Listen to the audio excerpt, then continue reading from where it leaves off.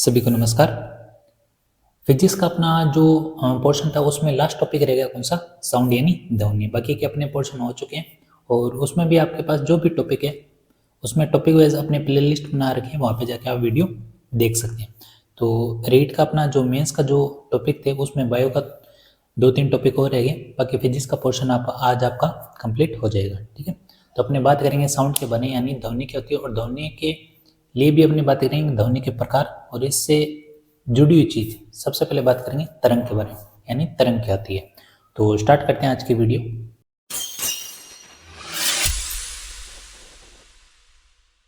तो इसमें ध्यान रखना अपने को तरंग, तरंग यानी वेव्स।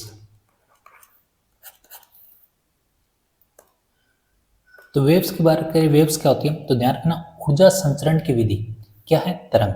और ये भी किस प्रकार काम करता है, तो ध्यान रखना मान लो कोई भी माध्यम है, माध्यम में क्या है, जैसे एक कण है दो, तो यहाँ पे क्या करता है, एक कण क्या करता है अपना स्थान चेंज किए बिना ऊर्जा का क्या करता है, स्थानांतरण, यानी इससे फिर ये आगे करेगा इससे, फिर यहाँ पे कोई भी व्यक्ति है तो उसको क्या सुनाई देगी, ध्वनि।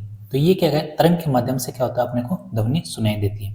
तो इसमें भी आपके पास 3 प्रकार है। सबसे पहले बात करें, एक तो होता है यांत्रिक तरंग, यांत्रिक तरंग जिसको बोलते हैं मैकेनिकल तरंग। ठीक है,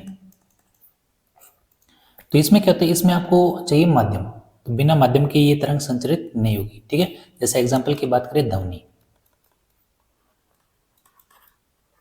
ध्वनि। ठीक है, तो वो किस में आ जाएगी, यांत्रिक तरंग में। इसमें ये ध्यान रखना है, इसमें किसकी जरूरत होती है, माध्यम की, माध्यम की आवश्यकता।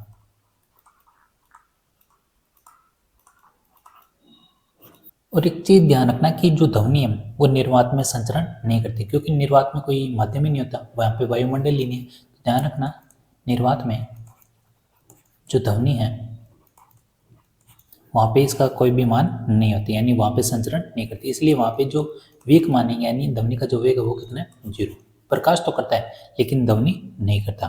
ठीक है, उसी तरह बात करें कि जो आपके पास ध्वनि है ये कौन सी प्रकृति की है, तो ध्यान रखना प्रकृति कौन सी, अनुदैर्ध्य है।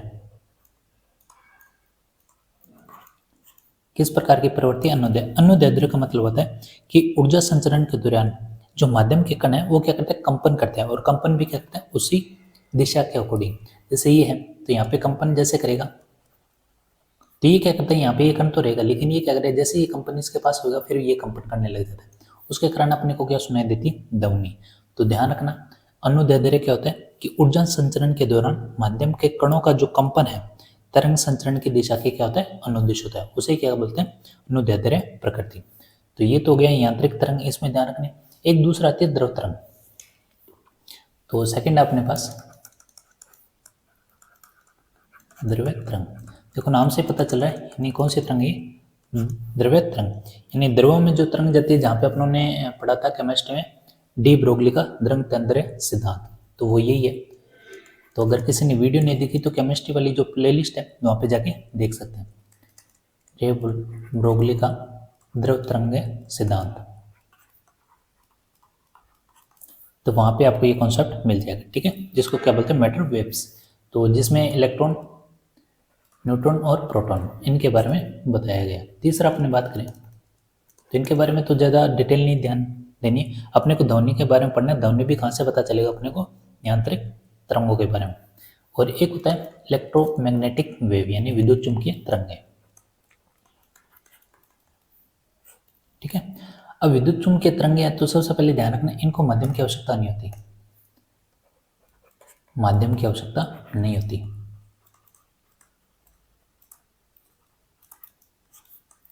और माध्यम की आवश्यकता क्यों नहीं होती, देखो अपने स्पेस में भी विद्युत चुंबकीय तरंगें होते हैं। ठीक है, जैसे ब्लैक होल सुना होगा आपने।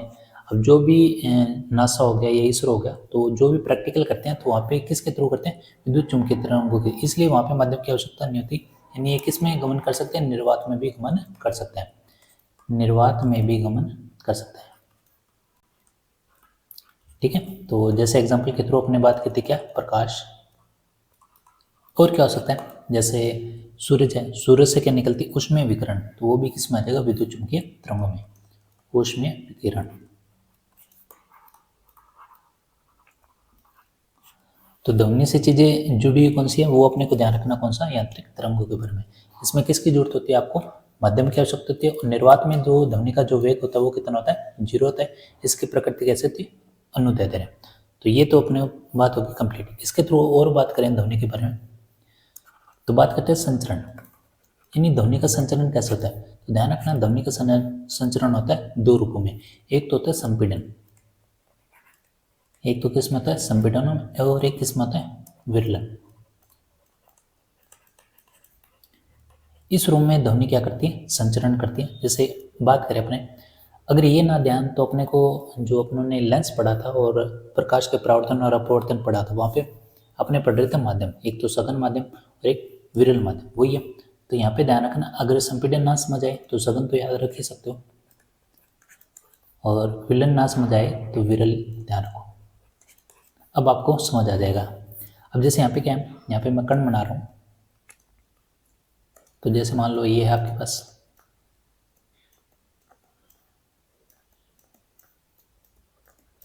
एक तो ये माध्यम है, तो एक मैं ये बना रहा हूँ।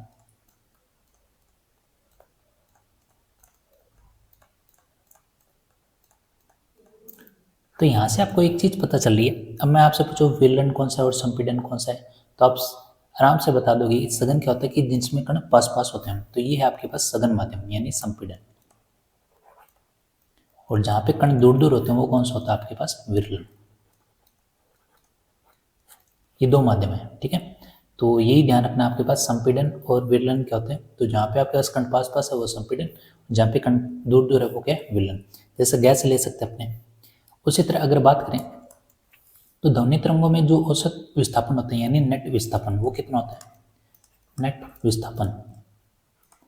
तो ये क्वेश्चन तो आपके लिए, नेट विस्थापन क्या होगा। देखो, एक लैंग्वेज जो अपनों ने पढ़ी थी ध्वनि में कि कण अपने स्थान को चेंज नहीं करेंगे, कंपन के थ्रू क्या करेंगे, एक कण से दूसरे कण में कंपन उत्पन्न करेंगे, जिसके थ्रू क्या होगा, ध्वनि उत्पन्न होगी। तो वहाँ पे जो नेट विस्थापन होगा वो क्या होगा, यहाँ पे 0, क्योंकि कण तो जहाँ है वही है, ठीक है। तो ये अपने को ध्यान रखना है किसके थ्रू। और अगर प्रकाश की बात करें, जैसे अपनों ने बात की ध्वनि कैसी है, ध्वनि अनुदैर्ध्य है। तो प्रकाश क्या है, प्रकाश ध्यान रखना अनुप्रस्थ, अनुप्रस्थ, क्योंकि इनको संचरण के लिए माध्यम की आवश्यकता नहीं होती।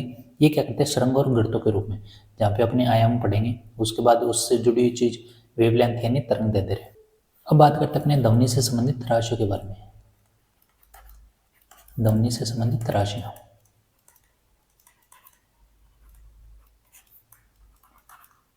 तो क्वेश्चन यहीं से बन जाते हैं कौन कौन से हैं, तो वो अपने बात करें।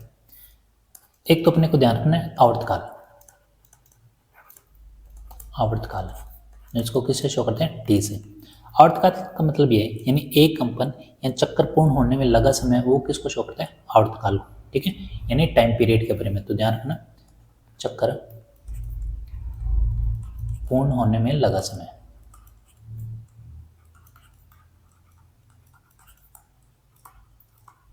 ठीक है, ये हो गया आवर्तकाल। एक आता है आवर्ती, या इसको एन से लिखो या किससे लिख सकते हो आप, म्यू से, ठीक है, दोनों में से कोई भी यूज करते हो। इसका मतलब ये कि प्रति सेकंड कंपनों की संख्या कितनी है, वो किसको शो करेगा, आवर्ती को, यानी प्रति सेकंड कंपनों की संख्या। ध्वनि में मेन जो वर्ड याद रखना वो ये है कंपन, ठीक है। और अपने को इसका ऐसा ही मात्रक पता ही है, क्या होता है, हर्ट्ज। और ध्यान रखना आवृत्ति क्या होता है, जो आवर्तकाल आता है उसका व्युत्क्रमणानुपाती होता है, यानी इसको कैसे लिखोगे आप, एन से, ये ध्यान रखना आप। उसके बाद ध्यान रखना आपको तरंगदैर्ध्य यानी वेवलेंथ, तरंगदैर्ध्य, और इसको किससे शो करोगे, लैम्डा से। ये क्या है आपके पास, वेवलेंथ, ठीक है। तो जैसे अपनों ने बात की दो क्रमागत या दो श्रृंगों के मध्य जो दूरी है, तो वो किसको शो करती है, तरंगदैर्ध्य। जैसे ये है, तो यहाँ पे श्रृंग होते हैं और ये क्या होते हैं, गर्त। तो ये जो दूरी है ये कहलाती है वेवलेंथ, इसको किससे शो करते हैं, लैम्डा से। तो यहाँ पे आ जाएगा बस लैम्डा, लैम्डा को हमेशा किस में मापोगे, मीटर में। ठीक है। वो तो क्वेश्चन पे डिपेंड करता है कि मीटर में है या सेंटीमीटर में, ठीक है। यानी इसकी डेफिनेशन क्या हो जाएगी, यानी एक कंपन में तय की गई दूरी, एक कंपन में तय की गई दूरी, वो किसको शो करती है, तरंग दैर्ध्य को। उसी के साथ ध्यान रखना अपने को तरंग वेग, तरंग दैर्ध्य है तो तरंग वेग भी ध्यान रखना है। तो यहाँ पे आ जाएगा आपके पास तरंग वेग, ठीक है। वेग आप ऐसे ना ध्यान रखो तो चाल ध्यान रख लो, ठीक है। चाल बराबर क्या होता है, दूरी बटे समय।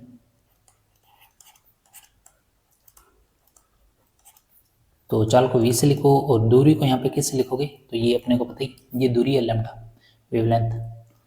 तो यहाँ से आ जाएगा आपके पास लैम्डा और समय यानी t, ठीक है। तो ये आपके पास फॉर्मूला बन जाता है इसका तरंग वेग का, ठीक है। तो ये राशियाँ जो अपने को ध्यान रखना है कौन कौन सी, आवर्तकाल, आवर्ती, तरंग दैर्ध्य और कौन सा आपके पास तरंग वेग। तो ये सारी चीज़ें जुड़ी हुई किससे, ध्वनि से। उसके बाद बात करें कि आपके पास जो शोर होता है आसपास, उसमें आवृत्ति के आधार पर तरंगों के प्रकार ध्यान रखने, क्योंकि मेन इसमें कॉन्सेप्ट किसका है, आवृत्ति, आवृत्ति के आधार पर तरंगों के प्रकार। तो तरंगों के प्रकार है यहाँ पे 3। एक तो होता है इंफ्रारेड, तो यहाँ पे बात करें एक तो इंफ्रारेड जिसको बोलते हैं अपश्रव्य, एक होता है श्रव्य, ठीक है, यानी इसको बोलते हैं साउंड, ठीक है। ये इंफ्रासाउंड, ये साउंड, और ये आ जाएगा अल्ट्रासाउंड जिसको बोलते हैं पराश्रव्य, यानी अल्ट्रासाउंड, और इसको क्या बोलेंगे, इंफ्रा।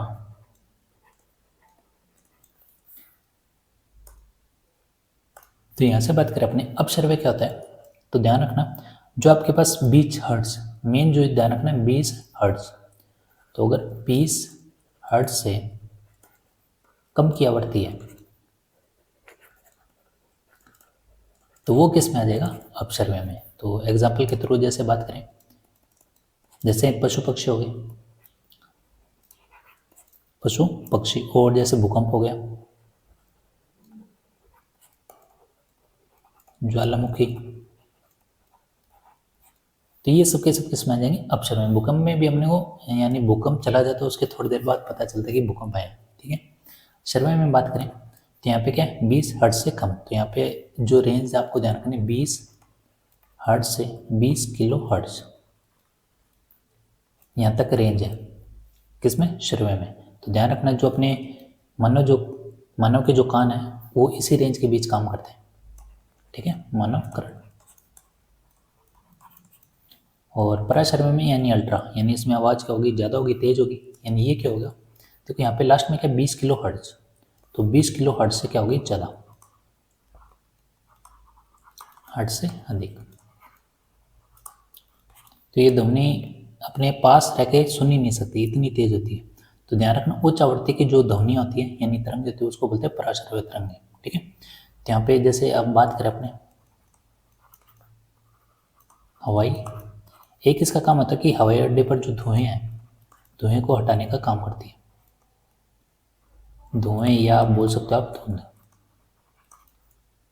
दूर करने के तरीके।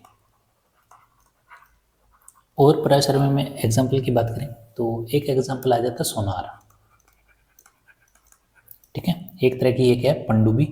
और फिर आता है ईसीजी, वहाँ पे भी इसका यूज़ किया जाता है, और सोनोग्राफी में भी इसका यूज़ किया जाता है, ठीक है। और कहाँ यूज़ किया जाता है, जैसे सोनोग्राफी के साथ ही जुड़ा हुआ पथरी, पथरी का भी वहाँ पे यूज़ किया जाता है। अब जैसे डॉल्फिन है, डॉल्फिन क्या करते हैं, पराश्रव्य तरंगों को जल्दी सुन लेती है, तो डॉल्फिन हो गई। और कैसे यूज़ किया जा सकता है, और चमगादड़, ठीक है। सारी विशेषताएं कौन सी है, पराश्रव्य तरंगों की, ठीक है। सोनार के कई बार क्या पूछ लेते हैं, फुल फॉर्म पूछ लेते हैं, तो फुल फॉर्म ध्यान रखना है यहाँ पे।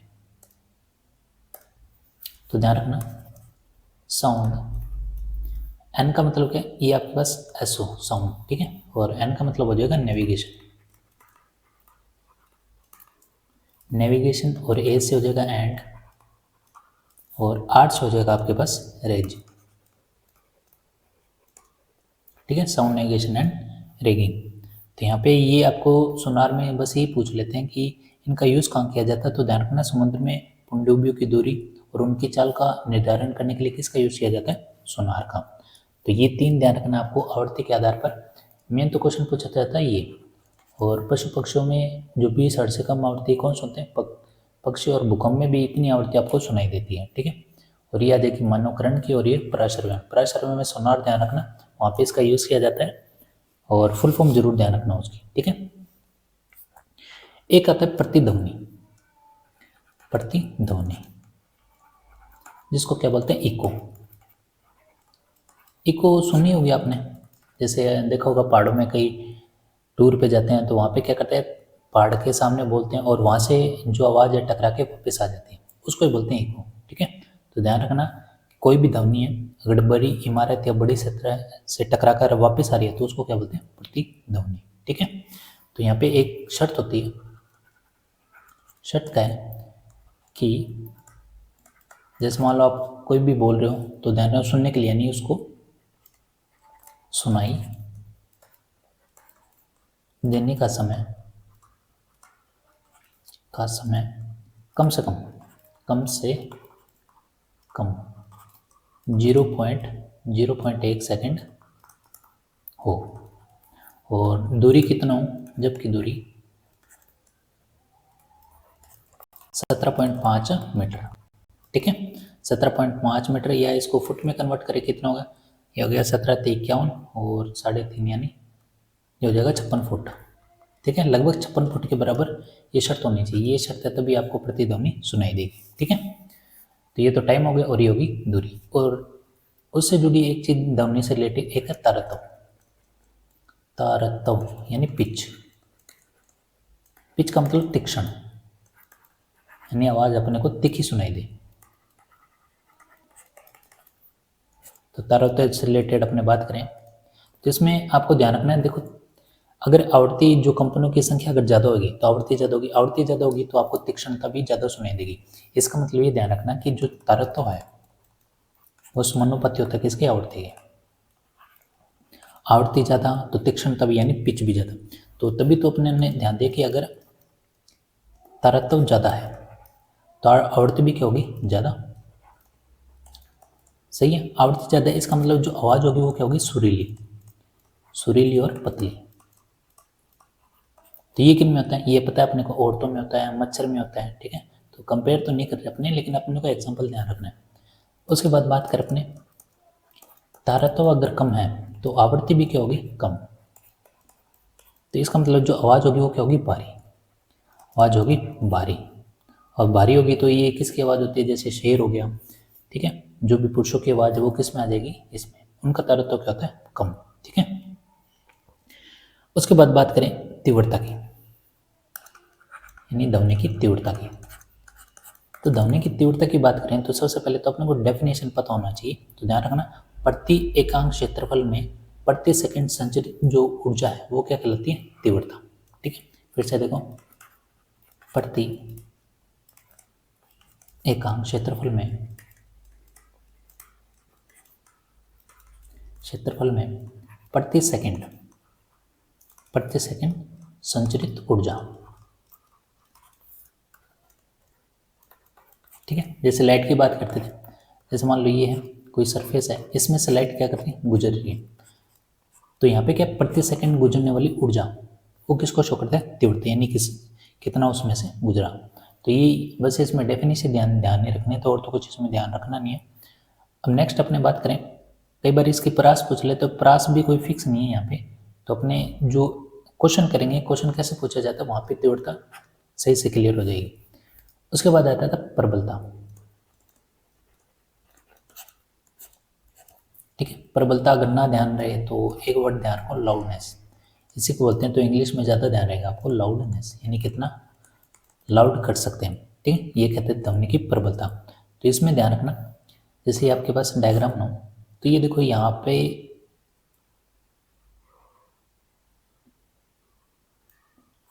अगर मैं आपसे पूछूँ कहाँ पे साउंड जाते नहीं, कहाँ पे लाउड जाते, तो आप देखो यहाँ पे तो कम हो रही है, यानी इसका मतलब यहाँ पे ज़्यादा हो रहा है। ठीक है, ये क्या है, आयाम। इसका मतलब जितना ज़्यादा आयाम उतनी प्रबलता ज़्यादा। तो अपने कह सकते हैं कि जो प्रबलता होती है वो समानुपाती होती है आयाम के स्केयर के। बस ये फॉर्मूला ध्यान रखना है, ठीक है। जिसके आयाम ज़्यादा उसकी प्रबलता भी ज़्यादा होगी, ठीक है। मात्रक पूछ लेते हैं, तो मात्रक यहाँ पे है फोन, या इसको क्या बोलते हैं डेसिबल। तो दोनों पूछ लेते हैं।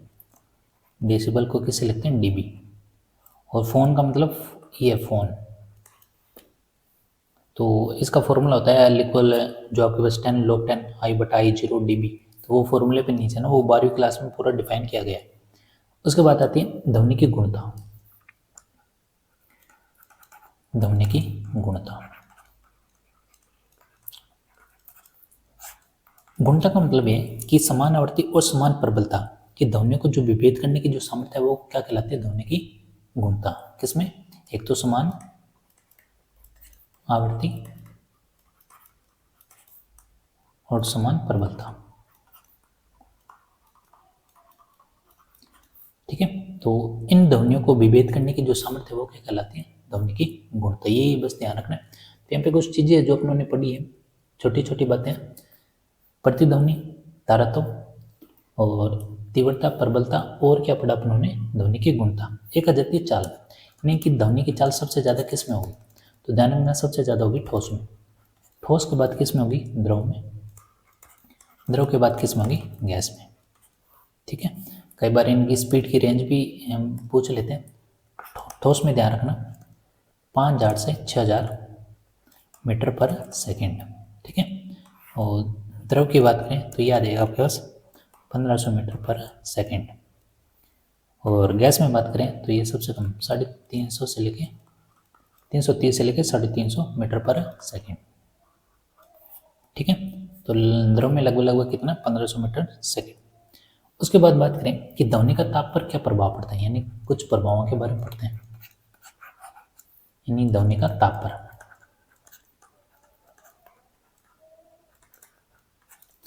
तो ध्यान रखना ध्वनि का ताप पर प्रभाव पड़ेगा, जबकि प्रकाश पे ताप का कोई भी प्रभाव नहीं पड़ता। कैसे, तो इसमें एक डेफिनेशन दी है, उसके थ्रू क्वेश्चन कई बार पूछा गया, सबसे इंपॉर्टेंट यही है।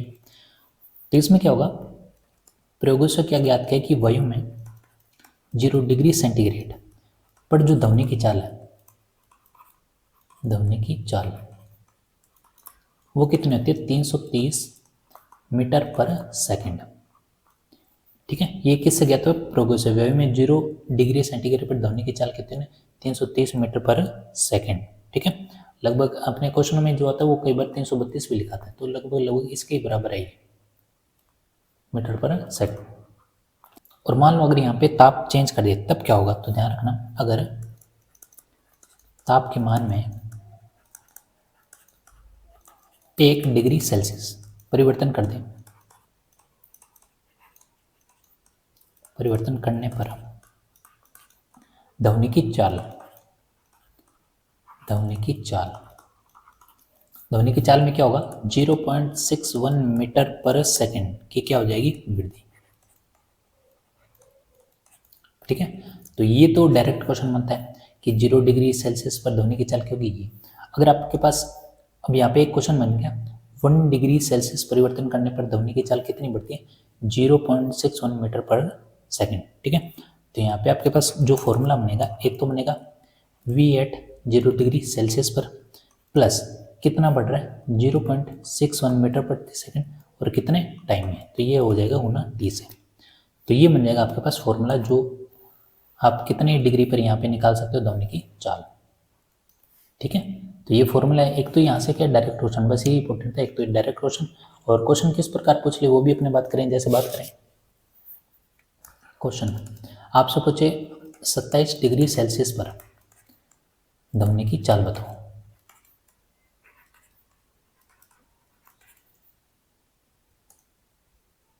तो यहाँ पे 27 डिग्री यानी V एट अपने को निकालना किस पे 27 डिग्री सेल्सियस पर। तो अपने को पता ही है कि आपके पास 0 डिग्री सेल्सियस इस पर मान कितना है 330 या 332 कुछ भी ले सकते हो आप। तो यहाँ पे आ जाएगा 0 डिग्री पर 332 ले लेते अपने, फिर 0.61 इंटू, तो यहाँ पे कितना है 27 डिग्री सेल्सियस, तो यहाँ पे आ जाएगा 27 डिग्री सेल्सियस और यहाँ पे 332 और इसको गुना करेंगे 27 को 0 से करेंगे 0 ही आएगा, लेकिन यहाँ पे 0.61 है, तो ये आ जाएगा आपके पास, लगभग गुना करेंगे तो इसका आधा करेंगे 1, और यहाँ पे आ जाएगा आपके पास 8, और 8 कितने हो गए 16, तो इनको जोड़ेंगे कितना आएगा 348 मीटर पर सेकेंड। ठीक है, तो ये है आपके पास जो अपने को ध्यान रखना है। तो कितना डिग्री सेल्सियस पूछे वो अपने को इससे गुना करना है 0.61, एक पे इतना है, क्योंकि अपने को पता है एक पे कितना बढ़ रहा है 0.61, तो 27 डिग्री पर कितना घूमेगा ये, तो इंटू करना आपको 27 से, तो गुना करोगे ये आ जाएगा कितना 18। ठीक है, लगभग 18। तो ये मान निकाल सकते हो ऐसे अगर पूछे तो, लेकिन डायरेक्ट क्वेश्चन बनेगा ये 0 डिग्री सेल्सियस पर। ठीक है, उसके बाद बात करें दाब, क्या दाब का प्रभाव पड़ेगा, दाब का प्रभाव, तो ध्यान रखना ध्वनि पर दाब का प्रभाव नहीं पड़ता, दाब का प्रभाव नहीं पड़ता। ठीक है, बस ये ध्यान रखना था। इसका मतलब यह है कि ध्वनि पर, ध्वनि की जो चाल है उस पर दाब का प्रभाव नहीं पड़ता, लेकिन प्रकाश पे पड़ता है। और ताप में क्या होता है कि ध्वनि पर प्रभाव पड़ेगा और प्रकाश पे नहीं पड़ेगा, बस दोनों में ये डिफरेंस है। उसके बाद बात करें माध्यम और वायु का प्रभाव।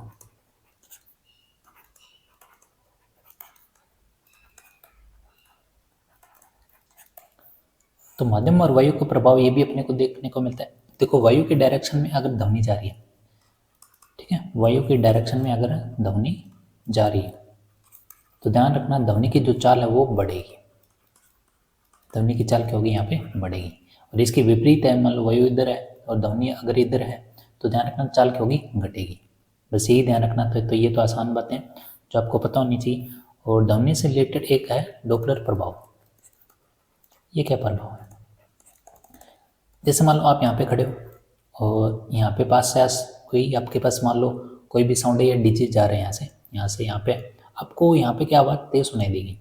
फिर ये डीजे आगे गया तो जैसे जैसे ये आगे जाएगा तो यहाँ पे आपको आवाज़ क्या कम सुनाई देगी। फिर यहाँ पे गया तो कम, एक टाइम ऐसा आएगा कि यहाँ से अगर डीजे यहाँ पे बज रहा है तो यहाँ पे आपको आवाज़ क्या सुनाई देगी कम, यानी दूर जाते जाते आपको आवाज़ क्या सुनाई देगी कम। इसका मतलब वो कौन सा प्रभाव, डॉपलर प्रभाव। ठीक है, तो ध्वनि पास में होगी तो आपको क्या सुनाई देगी आवाज़ ज़्यादा, और जैसे जैसे दूर जाएगी तो ध्वनि क्या हो जाएगी कम। क्यों, क्योंकि उसमें कंपनों की संख्या क्या होती है कम होती जाती है। बस यही ध्यान है किसका है, डॉपलर प्रभाव।